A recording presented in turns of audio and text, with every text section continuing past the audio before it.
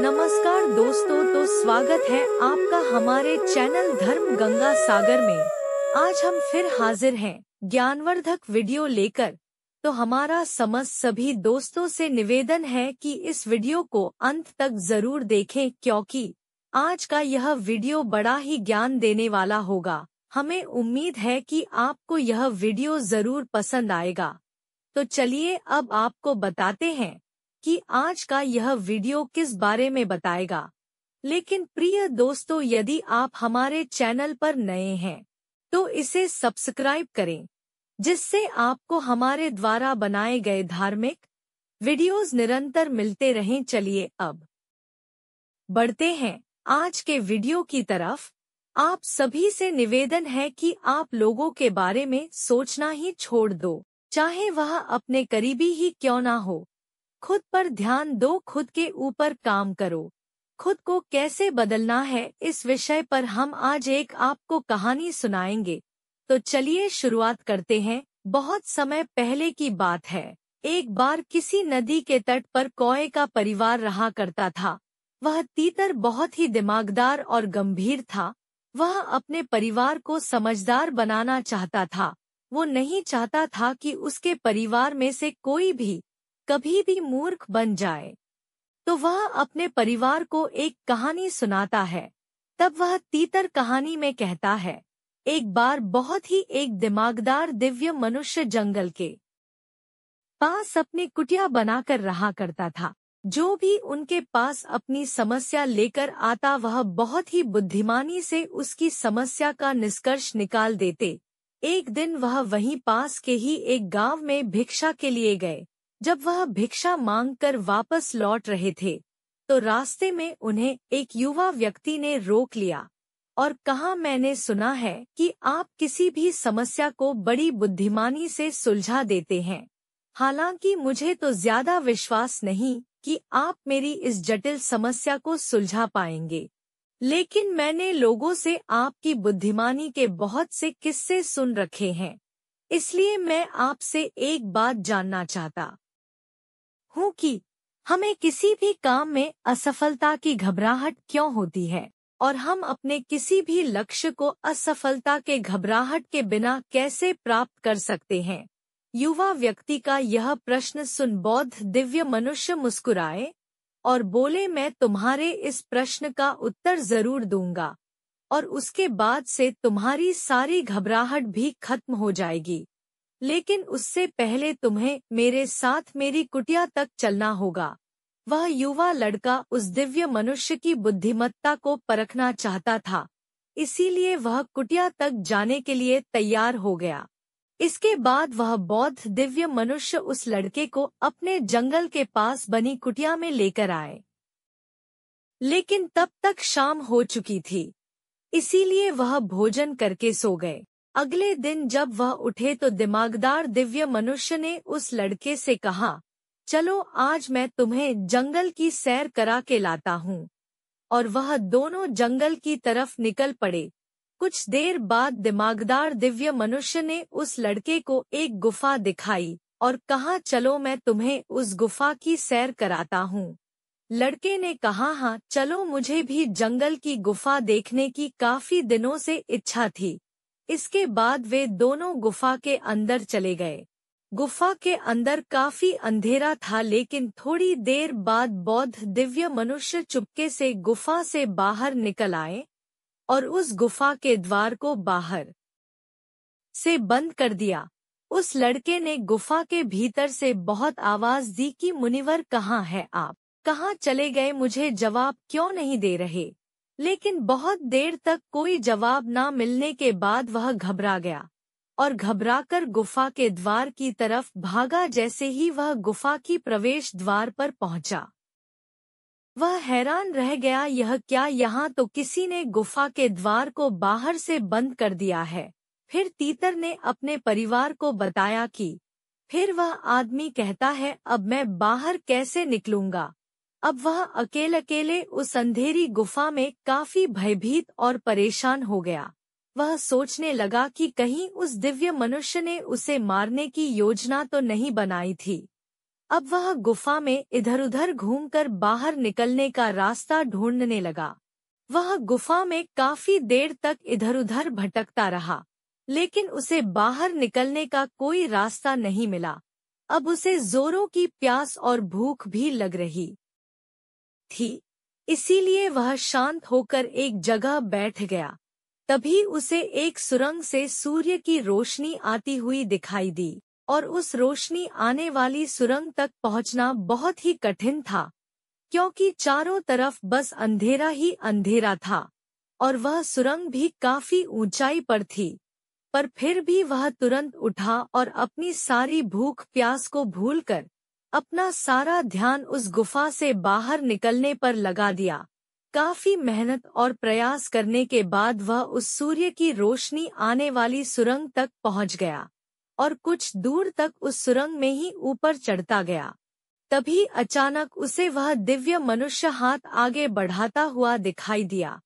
वह लड़का झट से उस दिव्य मनुष्य का हाथ पकड़कर बाहर आ गया, और बाहर निकलते ही उस दिव्य मनुष्य को गुस्से से चिल्लाकर कहा, मुनिवर, आप पागल हो गए हैं। आप मुझे अंधेरी गुफा में अकेले छोड़कर आ गए। आपको पता है मैं कितना भयभीत हो गया था और मुझे कितने जोरों की प्यास लगी है। उस दिव्य मनुष्य ने मुस्कुराते हुए उसे पानी दिया और कहा, अब मेरी बातों को ध्यान से सुनना। तुम इस गुफा के बाहर सिर्फ 2 कारणों की वजह से निकल पाए, जिसने तुम्हें इस गुफा से बाहर निकलने के लिए मजबूर किया। पहला कारण क्योंकि तुम्हें जोरों की प्यास और भूख लगी थी, और दूसरा कारण तुम्हें वहां घुटन महसूस हो रही थी, क्योंकि तुम्हें दोस्तों और परिवार वालों के साथ रहने की आदत पड़ चुकी है। अब मैं तुम्हें 2 मुख्य कारण बताता हूँ जिसकी वजह से तुम इस गुफा से बाहर निकल पाए। पहला कारण, क्योंकि तुम्हारे साथ वहां यह कहने के लिए लोग नहीं थे कि इतने अंधेरे में इतनी ऊंचाई पर तुम उस सुरंग तक कैसे पहुंच पाओगे, यह तो असंभव है। और दूसरा कारण, वहां यह कहने के लिए भी लोग नहीं थे कि चलो कोई दूसरा आसान सा रास्ता देखते हैं, इससे भी आसान रास्ता मिल जाएगा और हम बहुत अच्छे से इसके सुरंग से बाहर निकल जाएंगे। तरक्की को प्राप्त करने का नियम भी कुछ ऐसा ही है। यह तो मैंने तुम्हें तरक्की कैसे दिखती इसकी एक छोटी सी दुनिया बनाकर दिखाई है, तीतर ने अपने परिवार को बताया कि फिर वह दिव्य मनुष्य बताते हैं, दुनिया इससे कहीं अधिक जटिल होती है। हमें सलाह देने के लिए बहुत से फालतू लोग मिल जाते हैं जो खुद तो कुछ कर नहीं पाए लेकिन हमें ज्ञान देंगे कि यह मत करो, यह बहुत कठिन है, यह तुमसे ना हो पाएगा, इससे अच्छा तो तुम वह काम कर लो, उसमें तुम्हें निश्चित रूप से तरक्की मिल जाएगी। और ऐसे ही वह हमारे को भटका कर चले जाते हैं और हमें खुद पर संदेह होने लगता है। तरक्की ना मिलने का एक बड़ा कारण भी है कि तरक्की प्राप्त करने की प्रक्रिया बहुत जटिल है, तो फिर लंबी होती है, और यहाँ मन घंटों घंटों फालतू के कार्यों में लगा रहता और तरक्की को प्राप्त करने में मन लगता नहीं। मन बदल ही जाता है और हम उस रास्ते की जगह अलग अलग रास्ते अपनाने लगते हैं। बुद्ध अक्सर अपने शिष्यों से कहा करते थे कि हमें तभी दिखती है जब हमारा ध्यान हमारे लक्ष्य पर होता, और यह बात 100% सही है। जैसे जब एक तीरंदाज तीर वाला होता है तो वह अपनी एक आंख को बंद कर लेता है और दूसरी से सिर्फ लक्ष्य को देखता है, तब जाकर वह अपने लक्ष्य को भेद पाता है। ठीक इसी प्रकार हमें तरक्की का डर तभी लगता है जब हमारा ध्यान अपने लक्ष्य पर ना होकर रास्ते पर आने वाली कठिनाइयों पर होता है। तो तुम इस गुफा से बाहर इसीलिए निकल पाए क्योंकि तुम्हें इस सुरंग के अंदर से आने वाली रोशनी के अलावा और दिखाई नहीं पड़ रहा था। अगर उस गुफा के अंदर प्रकाश होता तो तुम वहां के बड़े बड़े गड्ढों और कीड़े मकोड़ों को देखकर डर जाते और वहीं भटकते रह जाते। इसीलिए अपना सारा ध्यान केवल अपने लक्ष्य पर टिकाए रखो और आसपास क्या हो रहा है, लोग क्या बोल रहे हैं, उस पर ध्यान देना बंद कर दो। तुम्हारे मित्र और रिश्तेदार क्या कर रहे हैं, उन्हें तरक्की मिली कि नहीं, यह सब देखना बंद कर दो और केवल खुद के काम पर ध्यान दो। फिर देखना कि जब तुम्हारा समय आएगा तो लोग खड़े होकर तुम्हारे लिए तालियां बजाएंगे। और इतना कहकर वह दिमागदार दिव्य मनुष्य मौन हो गए। इसके बाद वह तीतर अपने परिवार को बताता है कि उस युवा लड़के ने कहा, मुनिवर आपने तो आज मेरी आंखें ही खोल दी। आपकी कही हर एक बात में ही मुझे बुद्धिमानी नजर आई। आप सच में बहुत दिमागदार हैं, इसीलिए सभी आपको बुद्धिमानी का लोहा मानते हैं। मैं आपको वचन देता हूँ कि आज से मैं मेरे मन को कभी भी असफलता के डर से नहीं सताऊंगा। मैं अपना पूरा ध्यान सिर्फ अपने काम पर लगाऊंगा और जल्दी ही एक सफल व्यक्ति बनकर दिखाऊंगा। इतना कहकर उस लड़के ने दिमागदार दिव्य मनुष्य का धन्यवाद किया और वापस अपने गांव चला गया। इसके बाद वह तीतर कहता है, तो चलो बच्चों, इसके बाद की इससे भी अच्छी कहानी की शुरुआत करते हैं। पुराने समय की बात है। नगर में रहने वाला मदन नाम का एक लड़का अपनी जिंदगी से बहुत निराश था। उसकी निराशा का कारण यह था कि वह अब तक कुछ भी नहीं कर रहा था। उसके माँ बाप उसे ताने मारते कि तेरे सारे मित्र कुछ ना कुछ कर रहे हैं, लेकिन तू अभी भी घर में ही बैठा हुआ है।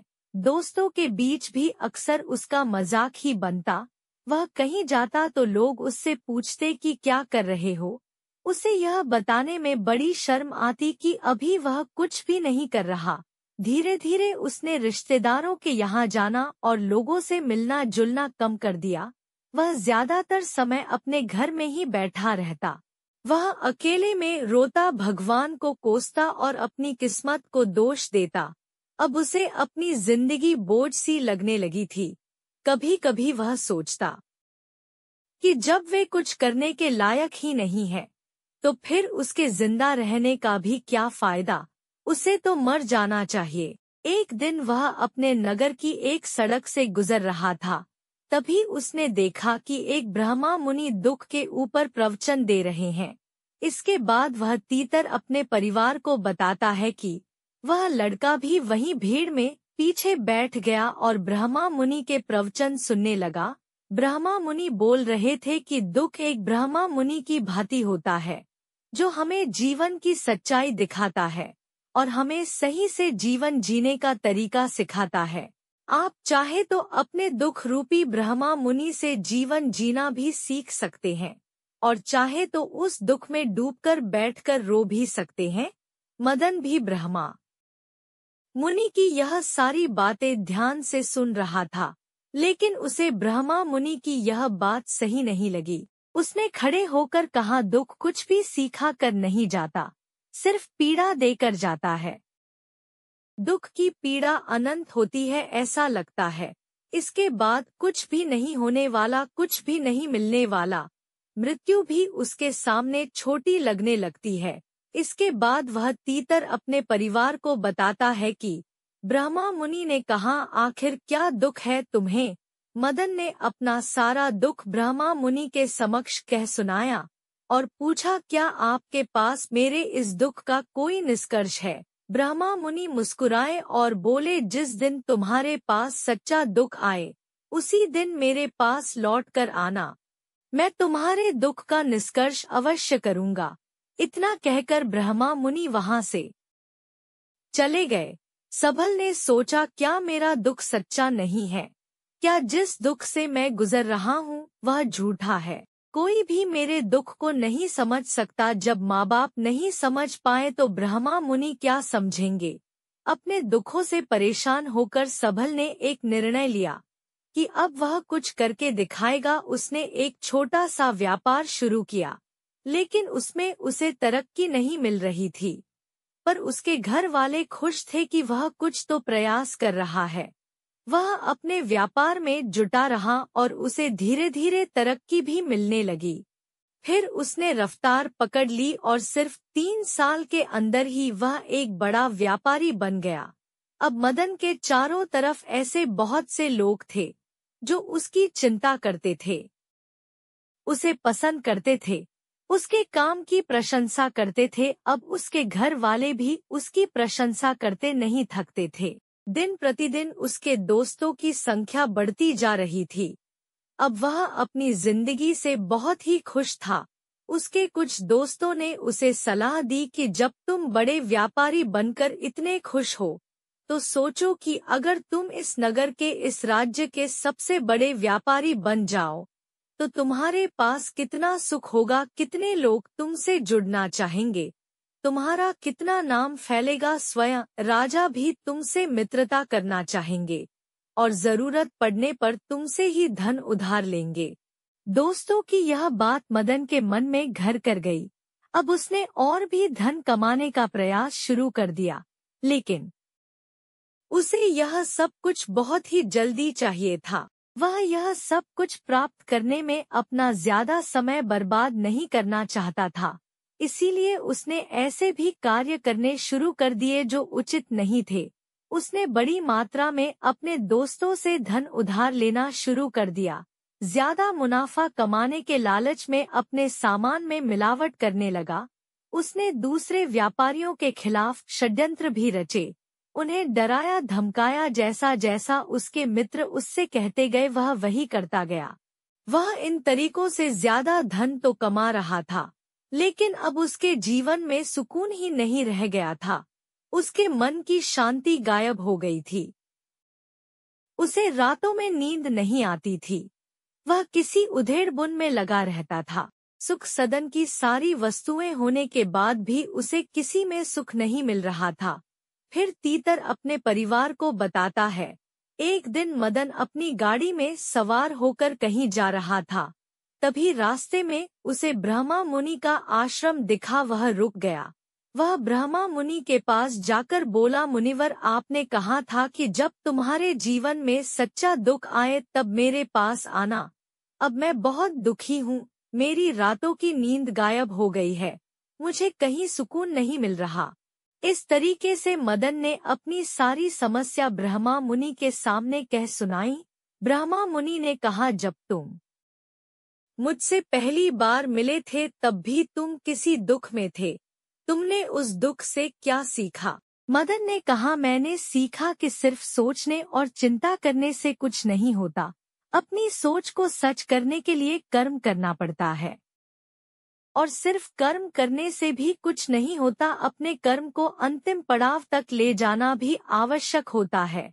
चाहे रास्ते में कितनी ही मुश्किलें आए, मन कितना ही निराश हो, कितना ही लगे कि अब आगे कुछ भी नहीं होने वाला, तब भी यह मानकर चलो कि मैं जो भी कर रहा हूँ उसमें सफल अवश्य होऊंगा। लोग सिर्फ सफल व्यक्ति को ही सम्मान देते हैं, फिर चाहे कोई कितना ही अच्छा क्यों ना हो, वह लोगों की नजरों में बोझ ही होता है।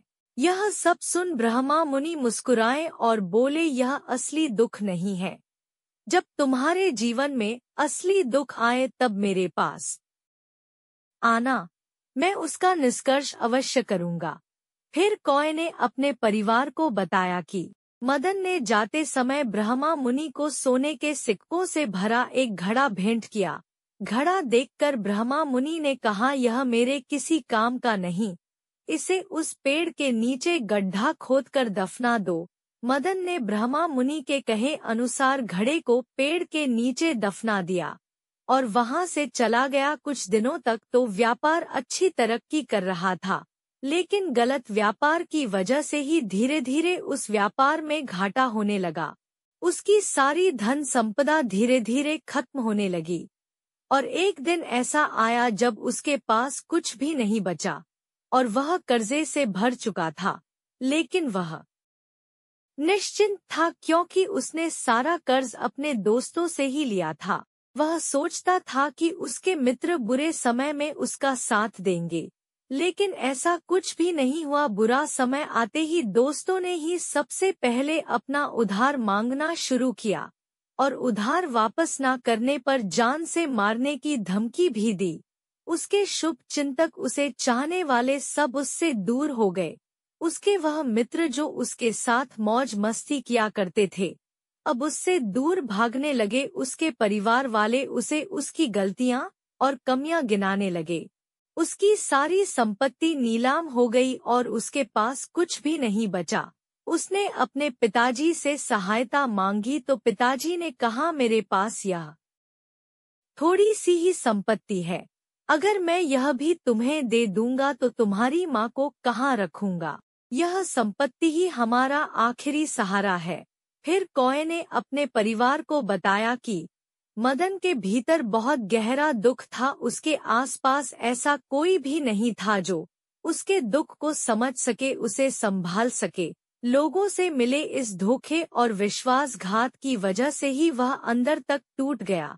उसे लगने लगा, अब जीने का क्या मतलब, अब तो मृत्यु ही एकमात्र सहारा है। वह आत्महत्या करने एक पहाड़ी की तरफ जा रहा था कि तभी उसे याद आया, ब्रह्मा मुनि ने कहा था, जब तुम्हारे जीवन में असली दुख आए तब मेरे पास आना। मदन ब्रह्मा मुनि के पास गया और अपना सारा दुख सुनाया। वह आंखों में आंसू भरकर बोला, मेरे इस दुख का निष्कर्ष कीजिए गुरुदेव। ब्रह्मा मुनि ने कहा, जब तुम्हारे जीवन में असली दुख आए तब मेरे पास आना, मैं उसका निष्कर्ष अवश्य करूंगा। मदन ने कहा, अभी जो मेरे जीवन में घट रहा है वह दुख नहीं है, आखिर असली दुख होता क्या है गुरुदेव। ब्रह्मा मुनि ने कहा, सबसे पहले तुम यह बताओ कि तुमने अपने इस दुख से क्या सीखा। मदन ने कहा, मैंने सीखा कि जो लोग हमारी तरक्की की वजह से हमारे जीवन में आए हैं वह हमें धोखा अवश्य देंगे, क्योंकि वह बुरे समय में हमारे साथ खड़े नहीं होंगे। वह केवल अच्छे समय में हमारा फायदा उठाएंगे और बुरे समय में छोड़कर चले जाएंगे।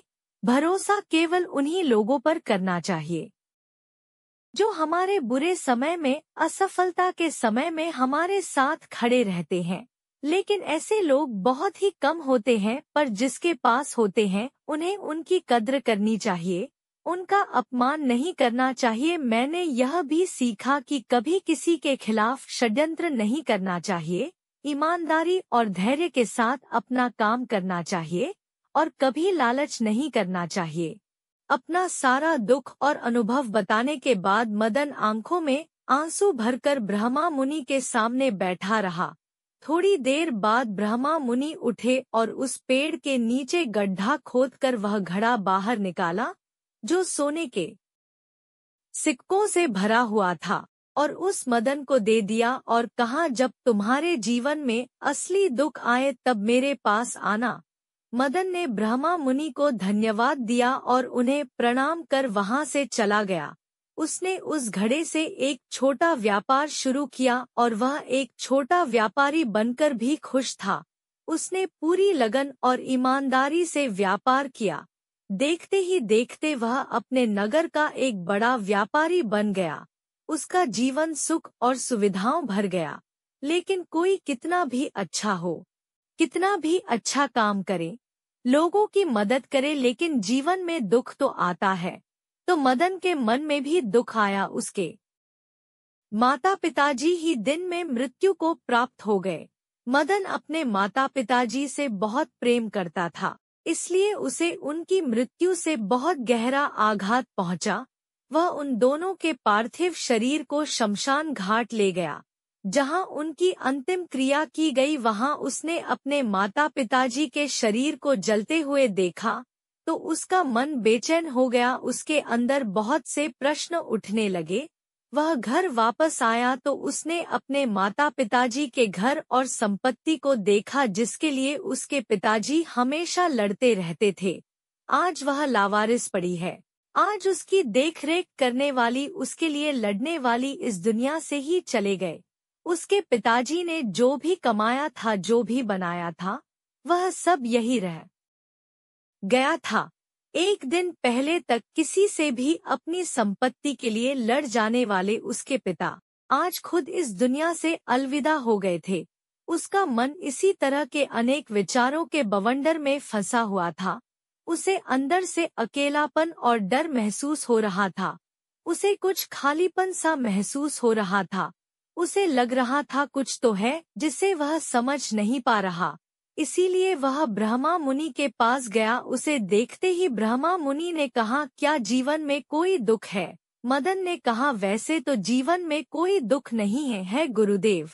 सब सुख है, सब अच्छा चल रहा है। लेकिन आज मेरे माता पिताजी की मृत्यु हो गई। इस घटना से मेरा मन बहुत दुखी और बेचैन है। फिर कौए ने अपने परिवार को बताया कि ब्रह्मा मुनि ने कहा, इसमें दुखी होने वाली कौन सी बात है? एक दिन तो सभी के प्रियजनों को मरना ही है। हमेशा जीवित ना तो कोई रहा है और ना ही कोई रहेगा। एक दिन तो तुम्हें भी मरना ही है। हो सकता है कल ही मर जाओ या आज भी मर सकते हो। मदन ने कहा, यह आप क्या कह रहे हैं मुनिवर कि मैं भी मर जाऊंगा? पर मैं तो अभी जवान हूँ। ब्रह्मा मुनि ने कहा, इस भ्रम में तो सभी जी रहे हैं कि मृत्यु दूसरों को आती है, बूढ़ों को आती है। लेकिन बूढ़ों के सामने ही जवान मर जाते हैं, बालक मर जाते हैं। मृत्यु का किसी की उम्र से कोई संबंध नहीं। यह तो सबको अपना शिकार बना लेती है। ब्रह्मा मुनि कि यह बातें मदन के मन में घर कर गई और वह चुपचाप वहां से चला गया। लेकिन उसका मन अभी बेचैन था, अब भी अशांत था। वह कुछ खालीपन सा महसूस कर रहा था। वह पूरे दिन अपने बारे में ही सोचता रहता कि वह कौन है, इस दुनिया में क्यों आया है? क्या सिर्फ चीजों का प्रयोग करना और मरना ही जीवन का लक्ष्य है? ऐसे ही बहुत से प्रश्न उसके मन में लगातार उठ रहे थे, लेकिन उसे अपने किसी भी प्रश्न का उत्तर नहीं मिल पा रहा था और उसका दुख दिन प्रतिदिन बढ़ता जा रहा था। इसीलिए कुछ दिनों बाद वह फिर ब्रह्मा मुनि के पास पहुंचा और बोला, मुनिवर मैं बहुत दुखी हूँ क्योंकि मैं यह नहीं जान पा रहा कि मैं कौन हूँ और इस दुनिया में क्यों आया हूँ। यह सुन ब्रह्मा मुनि मुस्कुराए और बोले, आज पहली बार तुम्हारे जीवन में सच्चा दुख पैदा हुआ है। वास्तव में यही है जो दुख कहलाने के लायक है कि हमें पता नहीं कि हम कौन हैं, क्यों आए हैं, क्या करना है, कैसे करना है। मदन ने कहा, मुनिवर मेरे इस दुख का निष्कर्ष कीजिए। ब्रह्मा मुनि ने कहा, हम सभी इंसान जीवन भर क्या इकट्ठा करते रहते हैं? मदन ने कहा, सभी इंसान जीवन भर धन संपत्ति, मान सम्मान, परिवार, मित्र, पद, प्रतिष्ठा इत्यादि इकट्ठा करते रहते हैं। ब्रह्मा मुनि ने कहा, क्या इन इकट्ठा की हुई सभी चीजों में से एक भी चीज हम अपने साथ ले जा सकते हैं? मदन ने कहा, नहीं मुनिवर, इनमें से कुछ भी साथ नहीं जाता। मेरे माता पिताजी के साथ भी कुछ नहीं गया, सब तो यही छूट गया, घर परिवार संपत्ति सब कुछ। ब्रह्मा मुनि ने कहा, अब मेरी बातों को ध्यान से सुनना। इस दुनिया में हमें जो इकट्ठा करना चाहिए वह तो हम कभी इकट्ठा करते ही नहीं। चीजें हमारे सामने ही होती हैं, लेकिन हम उन्हें देखने का प्रयास ही नहीं करते। इस दुनिया में हमें जिस चीज को इकट्ठा करना है वह हम खुद हैं। हमें खुद को ही इकट्ठा करना है ताकि जब मृत्यु हो तो हम एक हो सके और स्वयं को पहचान सके।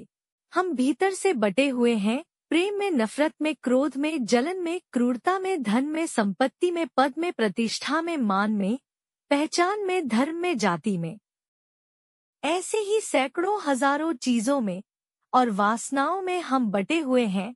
हम टुकड़ों में जीवन जी रहे हैं। इस बंटवारे की वजह से हमारी चेतना कभी एक नहीं हो पाती। हमारी चेतना शक्ति बिखर गई है, इसलिए हमारे पास इतना भी समय नहीं है, इतनी भी ऊर्जा नहीं है कि हम मुड़कर एक बार अपने भीतर देख सकें। वास्तव में जिस धन की कमी, सुविधाओं की कमी, मान सम्मान की कमी को लोग दुख समझते हैं और जीवन भर उसे दुख दुख बोलकर रोते रहते हैं और उनका निष्कर्ष खोजने का प्रयास करते रहते हैं, उन्हें उसका निष्कर्ष कभी मिलेगा ही नहीं। क्योंकि जिन्हें लोग दुख कहते हैं वह असली दुख है ही नहीं, वह तो सिर्फ इंसान की चाहत है, उसकी इच्छा है जिसकी पूर्ति कभी नहीं की जा सकती। इसीलिए यहाँ व्यक्ति को ऐसे दुखों का कभी निष्कर्ष मिला ही नहीं। इसीलिए इन सब के ऊपर अगर आपको दुखों का परम निष्कर्ष चाहिए तो सबसे पहले अपने आप को इकट्ठा करो। अपनी ऊर्जा को इस संसार से वापस खींचो और एकत्रित करो। अपने ऊपर ध्यान दो, खुद पर ध्यान लगाओ। मृत्यु से पहले ही अपने आप को पहचान लो। ऐसे ही बिखरे हुए मत चलो। फिर कौए ने अपने परिवार को बताया कि मदन ने कहा, तो क्या मुनिवर, हमें यह संसार छोड़ देना चाहिए। अपनी सभी इच्छाओं को मार देना चाहिए। किसी से प्रेम नहीं करना चाहिए, धन संपत्ति नहीं इकट्ठा करनी चाहिए, मान सम्मान की आशा छोड़ देनी चाहिए। ब्रह्मा मुनि ने कहा एक बिखरे हुए मनुष्य के अंदर से कामनाएं, इच्छाएं और वासनाएं ऐसे ही निकलती हैं, जैसे पहाड़ से कोई पत्थर गिर रहा हो, जिस पर पहाड़ का कोई नियंत्रण नहीं है, सिवाय देखने, परेशान होने और कुछ होने के। इसी प्रकार एक बिखरे हुए मनुष्य की इच्छाएं अनियंत्रित और दुखदायी होती है। उसका अनियंत्रित मन कुछ भी इच्छाएं और कल्पनाएं करता रहता है और दुखी होता रहता है। लेकिन जब व्यक्ति एकत्रित हो जाता है तो वह जो भी करता है सब उसके नियंत्रण में रहता है। तब इच्छाएं भी उसकी इच्छा से निकलती हैं। मदन ने कहा, मुनिवर, आपने मेरे सच्चे दुख का निष्कर्ष कर दिया। आपका बहुत बहुत धन्यवाद। आज से मैं खुद को एकत्रित करने का प्रयास करूंगा। ब्रह्मा मुनि ने कहा, मानो शरीर में बहुत ऊर्जा है, बहुत शक्ति है और यह बेकार के कामों में भटक रह गई है, धरती की चीजों में लगी रहती है।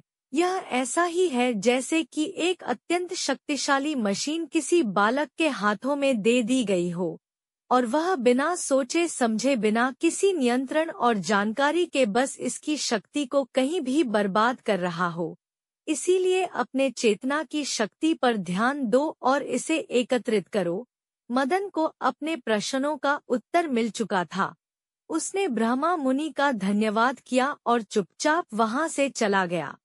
फिर कौए ने अपने परिवार को ये सीख दी कि हमें कभी भी अपना आपा नहीं खोना चाहिए, हमेशा अपनी इच्छाओं को अपने बस में रखना चाहिए।